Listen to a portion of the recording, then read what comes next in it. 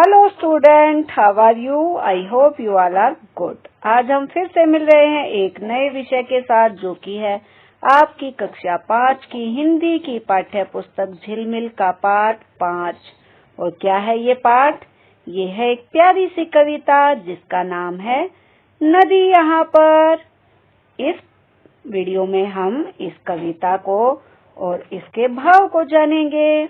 इससे पहले हमने इस कविता की एक और वीडियो बनाई है जिसमें हमने इस कविता को लयबद्ध रूप में गाया है। अगर अभी तक आपने वो वीडियो नहीं देखी है तो जाइए 5th क्लास की प्लेलिस्ट, हिंदी वाली प्लेलिस्ट में 5th क्लास हिंदी के नाम से, और अपनी क्लास की सभी हिंदी की वीडियो देख लीजिए। चलिए शुरू करते हैं आज की वीडियो। आपकी स्क्रीन पर है कविता का पहला पद्यांश। क्या है यह पद्यांश? नदी यहाँ पर मुड़ती है, फिर चलती ही जाती है, चलते चलते सागर को आखिर में वह पाती है। मिलती लंबी राह उसे, देती है सबको पानी, सींच सींच कर खेतों को फसल बनाती है धानी। प्यारे बच्चों, ये जो पद्यांश अभी हमने पढ़ा, इसका भाव क्या है? उसको हम बोलते हैं सरलार्थ। सरलार्थ से पहले हम लिखते हैं प्रसंग, जिसमें हम बताते हैं कि ये पद्यांश हमने कहाँ से लिया है और कौन इसके कवि हैं। जैसा कि आप स्क्रीन पर देख सकते हैं, वैसे ही आपको अपनी नोटबुक यानी कि कॉपी में लिखना है। प्रसंग: यह पद्यांश हिंदी की पाठ्य पुस्तक झिलमिल भाग 5 की कविता नदी यहाँ पर से लिया गया है। इस कविता के कवि डॉक्टर श्री प्रसाद हैं। इसमें कवि ने नदी के निरंतर बढ़ते रहने के बारे में बताया है। चलिए अब शुरू करते हैं इसका सरलार्थ। सरलार्थ: कवि कहता है कि नदी इस स्थान से मुड़कर लगातार आगे बढ़ती रहती है। आगे बढ़ते बढ़ते अंत में वह समुंदर तक पहुंच जाती है। इस दौरान उसे बहुत लंबा सफर तय करना पड़ता है। सफर के दौरान रास्ते में आने वाले सभी स्थानों तथा खेतों को वह पानी देती है। उस स्थान से खेतों की फसलें हरी भरी हो जाती हैं। किस स्थान से? जहाँ से नदी चलती है। चलिए अगला पद्यांश देखते हैं। क्या है हमारा अगला पद्यांश? चलती किसी जगह सीधी, टेढ़ी होती कहीं कहीं, लहर उठती जाती है, लेकिन थकती कहीं नहीं। कहीं करारों में छिपती, मैदानों में आती है, खेल खेलती लुक्का छुपी, बिल्कुल ही खो जाती है। ये हमारा दूसरा पद्यांश। तो इसका अर्थ जो हमने समझा है वो लिखने से पहले फिर से हम लिखेंगे प्रसंग।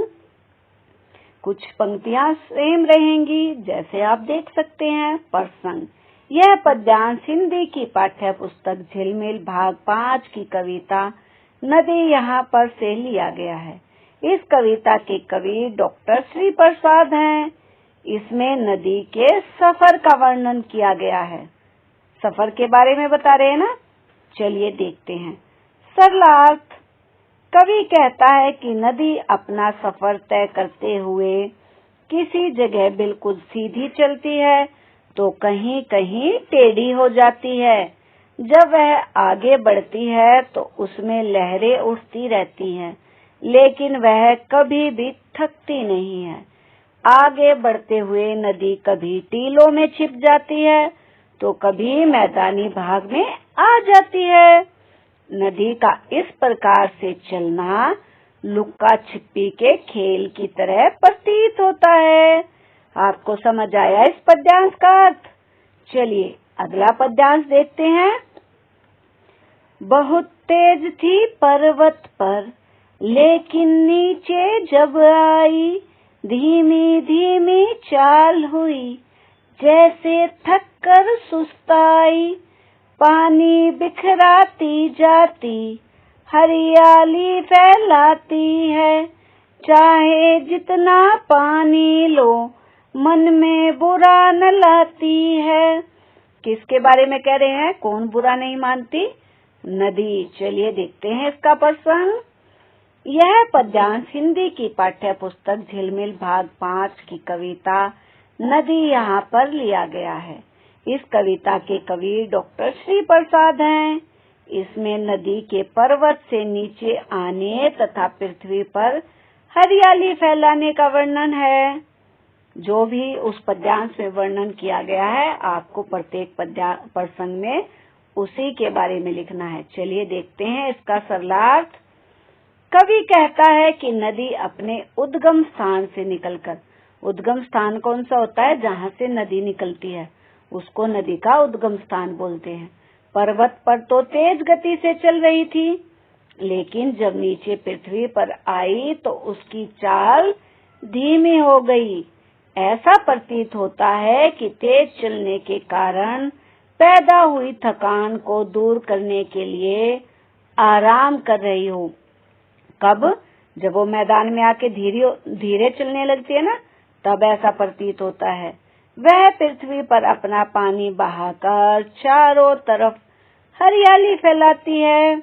नदी से चाहे जितना भी पानी निकाला जाए, वह बुरा नहीं मानती। भाव यह है कि नदी के पानी से फसलों को सींचा जाता है और इससे वो परेशान नहीं होती, खुश होती है, क्योंकि हमें भी दूसरों के काम आना चाहिए ना। हमें दूसरों का कोई हमारी हेल्प मांगे तो हमें मुंह नहीं बनाना चाहिए, बल्कि हमें खुश होना चाहिए कि हम किसी के काम आए, जैसे नदी। चलिए अगला पद्यांश देखते हैं। ये इस कविता का अंतिम पद्यांश है। किसे पता है आई कब, मगर रहेगी चलती ही, एक दिए सी जगमग सदा रहेगी जलती ही। सागर में मिल जाने पर फिर बन जाती है सागर, तब तक चलती रहती है रात और दिन धरती पर। चलिए अब इस पद्यांश का प्रसंग देखते हैं। पहले यह पद्यांश हिंदी की पाठ्य पुस्तक झिलमिल भाग 5 की कविता नदी यहाँ पर लिया गया है। इस कविता के कवि डॉक्टर श्री प्रसाद हैं। इसमें नदी द्वारा सागर तक पहुँचने की यात्रा का वर्णन किया गया है। चलिए अब जानते हैं सरलार्थ। कवि कहता है कि नदी इस पृथ्वी पर कब आई, इस बात का पता किसे है? किसी को नहीं है ना, अर्थात किसी को नहीं है। परंतु यह तो सत्य है कि यह हमेशा चलती ही रहेगी। जिस प्रकार जलता हुआ दीपक हमेशा जगमगाता रहता है, वैसे ही यह भी हमेशा जगमगाती रहेगी। यह दिन रात धरती पर तब तक चलती रहती है जब तक समुंदर में नहीं मिलती। समुंदर से मिल जाने पर वह भी समुंदर का ही रूप धारण कर लेती है। इसका पानी भाप बनकर फिर ऊपर जाकर बादल बनता है, फिर धरती पर बरसता है। अतः यह चक्कर तो सदैव चलता रहता है। कौन सा चक्कर? नदी के जल बहने का। मैं आशा करती हूँ कि आपको अच्छे से ये कविता समझ आई होगी और इसका सरलार्थ भी। अगर आपको इसे देखकर लिखना है तो आप वीडियो को रोक रोक के भी अपना सरलार्थ नोट कर सकते हैं। मिलते हैं नेक्स्ट वीडियो में, जिसमें हम करेंगे इस कविता के अभ्यास को। तो चैनल के साथ जुड़े रहिए, अपना ध्यान रखिए, साथ ही स्टडी का भी लॉस न होने दें, यानी कि पढ़ाई का नुकसान न करें। इसीलिए तो आपका चैनल बनाया गया है ना। तो सभी वीडियो देखें और अपना होमवर्क पूरा करें। Take care, see you soon.